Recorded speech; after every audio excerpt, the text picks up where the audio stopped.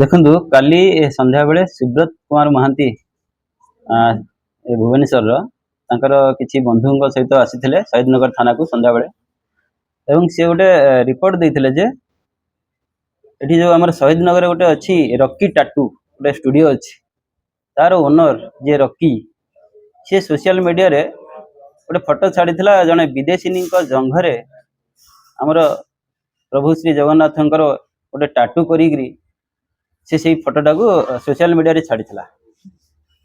ଯେହେତୁ ଏହା ଗୋଟେ ସମ୍ବେଦନଶୀଳ ମାମଲା ଏବଂ ଆମର ଧାର୍ମିକ ଭାବନାରେ ଗୋଟେ ଆଘାତ ପହଞ୍ଚାଇଥିଲା ତ ସେମାନେ ସେ ଯୋଉ ରକି ଏଗେନଷ୍ଟରେ ଦୃଢ଼ କାର୍ଯ୍ୟାନୁଷ୍ଠାନ ନେବା ପାଇଁ ଆମକୁ ଦାବି କରିଥିଲେ। ଆମେ ଶହୀଦନଗର ଥାନାରେ ଏ ସଂକ୍ରାନ୍ତରେ ଗୋଟେ କେସ୍ କରିଥିଲୁ। ସେ କେସ୍ର ତଦନ୍ତ ସମୟରେ ଆମେ ଜାଣିବାକୁ ପାଇଲୁ ଯେ ଜଣେ ବିଦେଶୀ ମହିଳା ସିଏ ପହରଦିନ ଆସିଥିଲେ ଏ ଯୋଉ ଟାଟୁ କରିବା ପାଇଁ ରକି ଷ୍ଟୁଡିଓକୁ।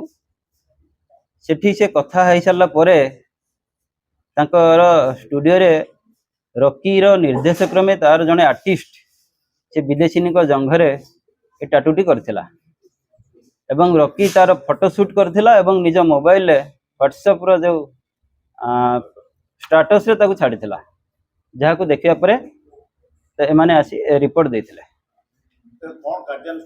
ଆମେ ସେ ଦୁଇ ଜଣ ଯୋଉ ରକି ଆଲିଆସ ରକି ରଞ୍ଜନ ବିଶୋଇ ଏବଂ ତାର ଯିଏ ଆର୍ଟିଷ୍ଟ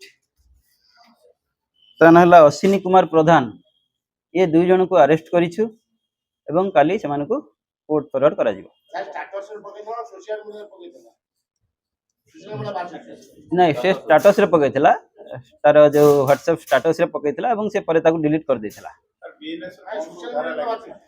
ଏ ସଂକ୍ରାନ୍ତରେ BNS ର ଧାରା 196(299) ଆଉ କ୍ଲଜ 3 କ୍ଲଜ 5 ମାନେ ଯୋଉଟା ଦି ଜଣ ମିଶିକି କରିଥିଲେ ଏଇ ତିନୋଟି ଦଫାରେ ଆମେ ତାଙ୍କୁ ଗିରଫ କରିଛୁ।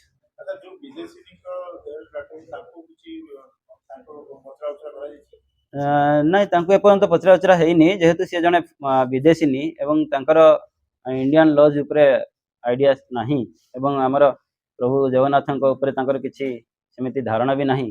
ତ ଆମେ ଜଷ୍ଟ ପଚାରିବୁ, ସେଟା ପରେ ଆମେ ତାଙ୍କୁ ପଚାରିବୁ କୋଉ ସଂକ୍ରାନ୍ତରେ ସେ କରିଥିଲେ, କିନ୍ତୁ ତାଙ୍କ ବିରୁଦ୍ଧରେ ସେମିତି କିଛି ଆଇନ ଅନୁସାରେ ଆମେ କାର୍ଯ୍ୟାନୁଷ୍ଠାନ ଭାବୁଛୁ ନବାଟା ସମୀଚୀନ ବର୍ତ୍ତମାନ ନୁହେଁ, ଯେହେତୁ ସେ list concern about the Indian lodge and ପ୍ରଭୁ ଜଗନ୍ନାଥ ସେ ସଂକ୍ରାନ୍ତରେ ଇନଭେଷ୍ଟିଗେସନ ଚାଲିଛି।